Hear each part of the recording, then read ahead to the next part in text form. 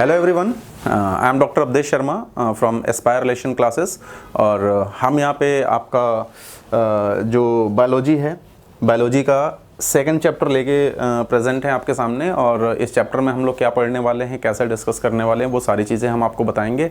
आप हमारे ऐप पे हो, यहाँ पे सारी वीडियोस आपको प्लेलिस्ट में मिल रही हैं। इससे रिलेटेड जो भी डाउट्स आ रहे हैं वो हमें कमेंट्स में नीचे आप दे सकते हो, उसका सोल्यूशन हम आपको सेंड करेंगे। चलिए देखते हैं कि हम लोग 12th के सेकेंड चैप्टर जो कि क्या है, sexual reproduction in flowering plant, और इसमें हम लोग क्या डिस्कस करने वाले हैं। तो जैसे कि अगर हम बात करें बच्चों, तो जो sexual reproduction in flowering plant है, तो यहाँ पे सबसे पहले हम बात करेंगे बाईसेक्सुअल फ्लावर की। और जो भी फ्लावर्स होते हैं वो कैसे होने चाहिए, बाईसेक्सुअल, और या फिर अगर यूनिसेक्सुअल भी हैं, ठीक है ना। तो यहाँ पे जो फ्लावर्स हैं, आपको पता है कि जो सेक्सुअल रिप्रोडक्शन की प्रोसेस होती है, इसमें क्या होता है, इसमें मेल एंड फीमेल गैमेट्स का फ्यूज़न होगा और उसके बाद फिर जाइगोट का फॉर्मेशन होगा। ये सारी प्रोसेसेस हमें यहाँ पे देखने को मिलेंगी और इन्हीं सब चीज़ों के बारे में अपन ये चैप्टर में डिस्कस करने वाले हैं कि किस तरीके से होगा।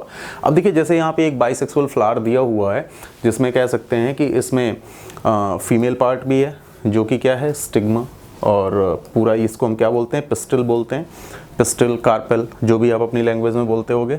और इसके बाद देखिए, बेसिकली अगर हम बात करें तो यहाँ पे जो भी फ्लावर है, इसके अंदर हमें 4 वॉर्ल देखने को मिलते हैं।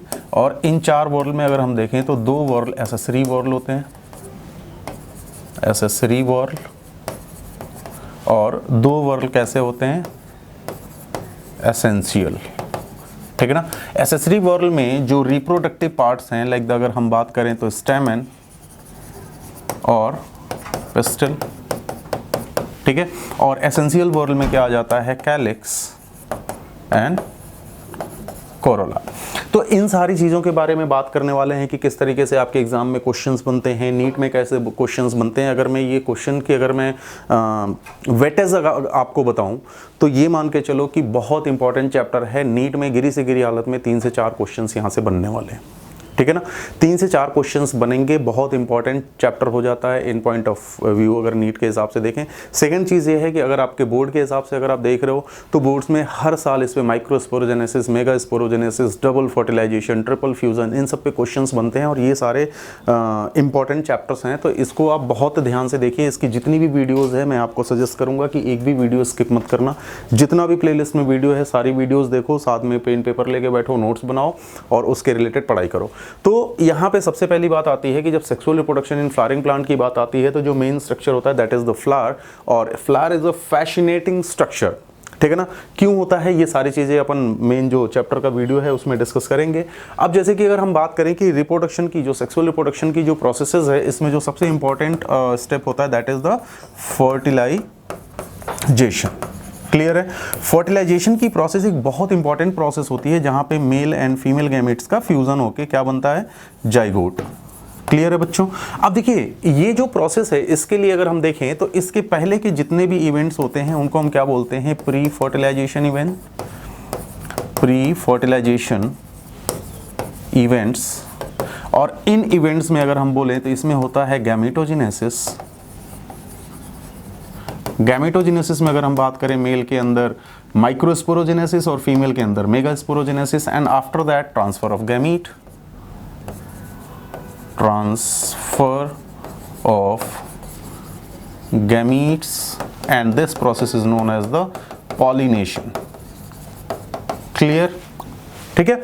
चलिए, तो पॉलिनेशन, ट्रांसफर ऑफ गैमीट, ये सारी चीजें अपन को इसमें डिस्कस करनी है। उसके बाद फर्टिलाइजेशन का इवेंट, और यहीं पे फिर हम डबल फर्टिलाइजेशन, ट्रिपल फ्यूजन की बात करेंगे। और इसके बाद आ जाता है क्या, post fertilization events, post fertilization events. और इसमें हम बेसिकली डिस्कस करने वाले हैं किसको, एम्ब्रियोनिक डेवलपमेंट, तो हम बोल सकते हैं एम्ब्रियोजेनेसिस। क्लियर। और इस तरीके से ये पूरा चैप्टर हम इस तरीके से कंप्लीट करेंगे। इसमें क्या क्या चीज़ें आने वाली हैं, देखिए। जैसे कि अगर हम बात करें स्टेमन, यानी कि जब हम गैमेटोजेनेसिस या मेल रिप्रोडक्टिव पार्ट्स की बात करेंगे तो वो क्या होता है, स्टेमन होता है। स्टेमन का स्ट्रक्चर अगर आप देखते हो तो यहाँ पे एंथर है, यहाँ पे कनेक्टिव है और फिलामेंट है। यहीं पे पॉलन सैक का फॉर्मेशन होता है। और पॉलन सैक के अंदर क्या भरे हुए हैं, पॉलन ग्रेन्स जो कि मेल गैमीट्स हैं।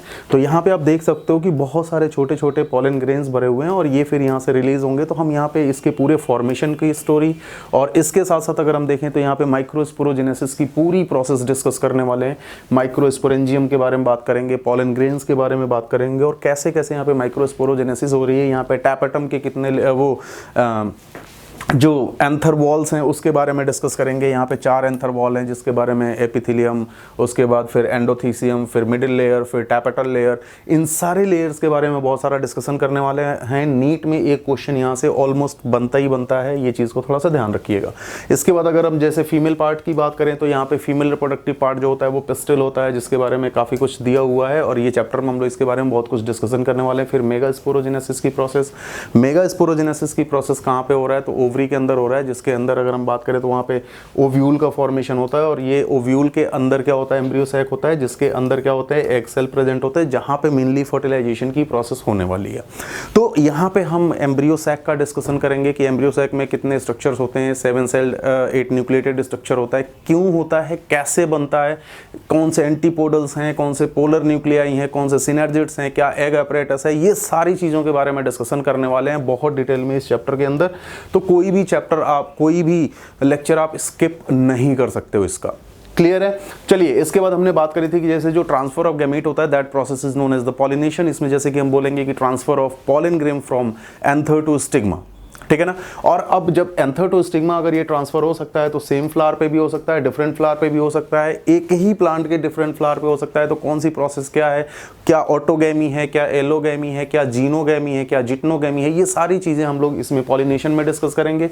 एजेंट ऑफ पॉलिनेशन बहुत इंपॉर्टेंट हो जाता है, एंटेमोफिली, हाइड्रोफिली, एनीमोफिली, ये सारी चीजों के बारे में डिस्कस करने वाले हैं। जैसे कि आप यहाँ पे देख रहे हो कि एक फ्लावर का पॉलन ग्रेन यहाँ से ट्रांसफ़र किया जा रहा है by this pollinating agent and this is the honey bee, और इसके थ्रू ट्रांसफ़र किया गया किसी दूसरे फ्लावर के ऊपर और यहाँ पे ट्रांसफ़र ऑफ गैमीट हुआ, मेल गैमीट का ट्रांसफ़र हुआ एक फ्लावर से दूसरे फ्लावर के फीमेल पार्ट पे, और यहाँ पे फिर इसका जर्मिनेशन होगा। जर्मिनेशन होने के बाद फिर पॉलन ट्यूब किस तरीके से वहाँ पे कीमोटैक्टिक मूवमेंट के थ्रू ट्रैवल करता है थ्रू द स्टिग्मा स्टाइल, और फिर वो पहुँचता है कहाँ पे, वो पहुँचता है ओव्यूल के अंदर जहाँ पे फर्टिलाइजेशन की प्रोसेस, फिर डबल फर्टिलाइजेशन की प्रोसेस होती है। बच्चों यहाँ से क्वेश्चंस बहुत सारे बनते हैं, ठीक ना।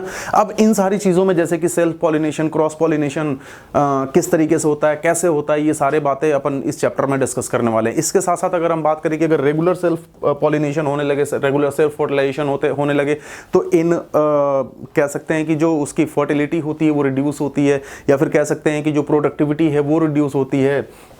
और इस पूरी प्रोसेसेस को रोकने के लिए कुछ आउटब्रीडिंग डिवाइसेस हैं। वो आउटब्रीडिंग डिवाइसेस का मेन काम क्या है, ठीक है ना। जैसे कि हर्कोगैमी हो गया, यहाँ पे अगर हम बात करें तो सेल्फ इनकॉम्पेटिबिलिटी हो गई, ये सारी जो प्रोसेसेस हैं इनके बारे में हम इसके अंदर डिस्कस करने वाले हैं। फिर पॉलन पिस्टल इंट्रैक्शन कि कैसे पॉलन ग्रेन को जो जर्मिनेशन की जो प्रोसेस होती है वो कैसे होती है, क्यों पॉलन ग्रेन एक स्पीसीज का दूसरे स्पीसीज पे जर्मिनेट नहीं करेगा, और अगर कर भी जाता है तो कैसे उसको रोका जाए। तो ये सारी प्रोसेसेस अपन करने वाले हैं पॉलन पिस्टल इंट्रैक्शन में। और आर्टिफिशियल हाइब्रिडाइजेशन की प्रोसेस, जैसे कि अगर हम बात करें कि जेनेटिक्स में हम लोग इसके बारे में बात करेंगे कि आर्टिफिशियल हाइब्रिडाइजेशन एक्चुअली में क्या होता है, लेकिन यहाँ पे भी इसके बारे में थोड़ी सी बात करेंगे कि आर्टिफिशियल हाइब्रिडाइजेशन हम कैसे कराते हैं। लाइक अगर हम बात करें कि मान लो कि हमें 2 वैरायटीज के कैरेक्टर एक सिंगल प्लांट के अंदर अगर इंट्रोड्यूस करना है तो हम उसको आर्टिफिशियल हाइब्रिडाइज कराते हैं, जिसमें हम क्या करते हैं कि इमैस्कुलेशन की प्रोसेस के थ्रू हम क्या करते हैं, एक नया प्लांट डेवलप करते हैं और जिसके अंदर डिफरेंट वैरायटीज के कैरेक्टर्स होते हैं और हमें एक हाइब्रिड वैरायटी मिलती है जिसको हम आर्टिफिशियल हाइब्रिडाइजेशन में काउंट करते हैं। चलिए, इसके बाद डबल फर्टिलाइजेशन की बात करें तो डबल फर्टिलाइजेशन एंजियोस्पर्मिक प्लांट में पाया जाने वाला एक बहुत ही इंपॉर्टेंट प्रोसेस है। इस पूरी प्रोसेस के अंदर अगर हम देखें तो यहाँ पे 2 बार फर्टिलाइजेशन होता है। एक बार तो बच्चे क्या होता है, एग सेल के साथ फर्टिलाइजेशन होता है, और दूसरा क्या होता है, पोलर न्यूक्लियाई के साथ, क्योंकि जब पॉलन ग्रेन जर्मिनेट होकर आएगा तो वहाँ पे 2 जनरेटिव सेल्स होंगे और 2 जनरेटिव सेल्स में 2 मेल न्यूक्लियाई होंगे। एक न्यूक्लियाई फ्यूज करेगा एग सेल के साथ, दूसरा न्यूक्लियाई फ्यूज करेगा पोलर न्यूक्लियाई के साथ, और इस प्रोसेस को डबल फर्टिलाइजेशन बताते हैं, ठीक है ना। और यहाँ पे 3 न्यूक्लियाई का फ्यूजन हो रहा है, इसको क्या बोलते हैं, ट्रिपल फ्यूजन। ठीक है ना। चलिए, तो इसके बारे में भी बहुत सारा डिस्कशन करना है। फिर हम जब आते हैं पोस्ट फर्टिलाइजेशन इवेंट्स में, तो पोस्ट फर्टिलाइजेशन इवेंट्स में हम यहाँ पे गैमेटोजेनेसिस की बात करते हैं। गैमेटोजेनेसिस में अगर हम देखें कि ये पॉलन गया, पॉलन जाके यहाँ पे जर्मिनेट हुआ, जर्मिनेट होकर यहाँ पे फर्टिलाइजेशन की प्रोसेस हुई, फिर यहाँ पे जाइगोट बना, एक न्यूक्लिया इसके साथ फ्यूज होकर जाइगोट बन गया, जाइगोट के बाद ये सीड बना, सीड के अंदर यहाँ पे एम्ब्रियोनिक डेवलपमेंट हो रहा है, ये कैसे हो रहा है, और फिर जब इसको हम लगाते हैं सॉइल के अंदर, फिर ये जर्मिनेट करके एक पूरा प्लांट बनाता है। तो एक तरीके से पूरे प्लांट की लाइफ साइकिल आप यहाँ पे देख सकते हो कि क्या क्या प्रोसेसेस हो रहे हैं, क्या क्या इवेंट्स हो रहे हैं। और यहाँ पे हम डिस्कस करेंगे एंडोस्पर्म के बारे में कि सीड जर्मिनेट करेगा तो वहाँ पे एंडोस्पर्म का होना क्यों ज़रूरी है, क्यों विदाउट एंडोस्पर्म के डेवलपमेंट के सीड जर्मिनेट नहीं कर सकता है, और उसके बाद उसके अंदर कौन से एम्ब्रियो होते हैं, एम्ब्रियोनिक स्ट्रक्चर्स की बात करेंगे, फिर सीड की बात करेंगे, फ्रूट की बात करेंगे, ठीक है ना। तो ये पूरे चैप्टर में इन सारी चीज़ों के बारे में डिस्कशन करना है जहाँ से क्वेश्चंस बनते हैं, चाहे वो नीट कह लो, चाहे आप अपने बोर्ड्स के एग्जाम कह लो, हर जगह आपके क्वेश्चंस बनेंगे। बहुत इंपॉर्टेंट चैप्टर होने वाला है। और फिर यहाँ पे हम छोटे छोटे 2 और टॉपिक्स की बात करेंगे, लाइक एपोमिक्सिस और पॉलीएम्ब्रियोनी।